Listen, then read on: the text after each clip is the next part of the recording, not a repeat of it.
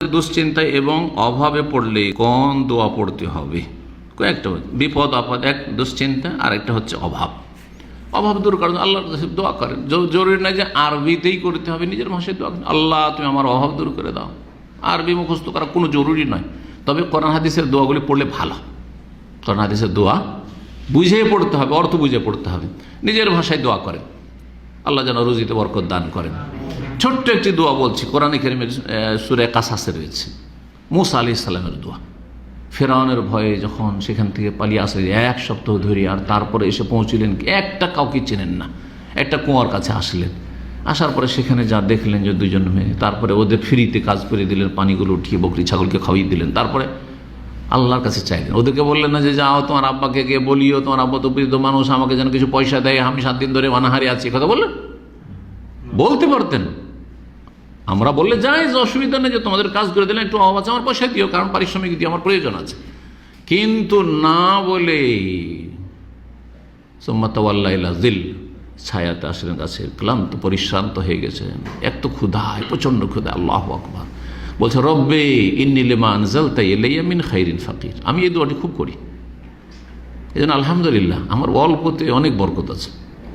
আমি অনেক টাকার মালিক নই, কিন্তু কখনো অভাবীও নেই, আলহামদুলিল্লাহ। আমি নিজের জীবনে কোনো অভাব অনুভব করিনি। যখন যেমনটা থেকেছে তখন তেমন খরচ করেছি, যতটা চাদর লম্বা ততটা পা লম্বা করেছি। চাদরের চাইতে পা লম্বা কখনো করিনি, বরং চাদরকে একটু লম্বাই থাকতে দিয়েছি যাতে ঠান্ডা না ঢোকে।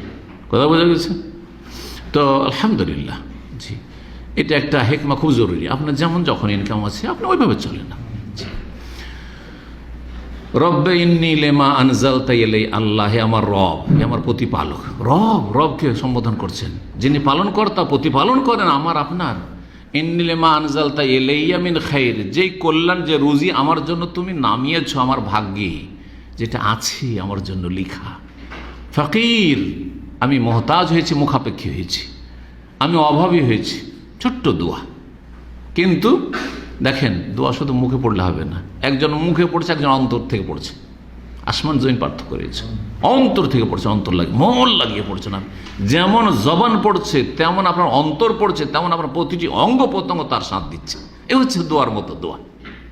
এবং যেই সময়গুলিতে দোয়া কবুল হয় ওই সময়গুলিতে দোয়া করবেন। তারপরে রব্বানা আতিনা ফিদ দুনিয়া হাসানা ওয়া ফিল আখিরাতি হাসানা ওয়া কিনা, সবই তো চাইলেন আপনি। দুনিয়ার কল্যাণ হচ্ছে দুশ্চিন্তা না থাকা, টেনশন না থাকা। দুনিয়ার কল্যাণ হচ্ছে আপনার অভাব না থাকা। আখিরাতের হাসানা জান্নাত, এবং জান্নাত যেতে যতগুলি স্তরে সবগুলিতে পার হয়ে যাওয়া আরামসে। জি, আল্লাহ যেন তৌফিক দান করেন। এছাড়া ঋণী যদি হন তো ঋণ মুক্ত হয়। আল্লাহ মাকফিনা বিহালালিকা আন হারামিকা ওয়া আগনিনা বিফদলিকা আম্মান সিওয়াক। আরও দোয়া রয়েছে, আল্লাহ ইন্নী আউযু মিনাল হাম্মি ওয়াল হাযান, দুশ্চিন্তা এবং শোক, দুঃখ, কষ্ট। ওয়া মিনাল জুবনি ওয়াল বুখল, অমিনাল আজজি ওয়াল কাসাল, অমিন গালাবাতিদ দাইন ওয়া কাহরির রিজাল, ইত্যাদি ইত্যাদি। এই সব দোয়াগুলি রয়েছে, যদি মুখস্থ থাকে তো ভালো, আর না হলে নিজের ভাষায় যেমনটা বললাম দোয়া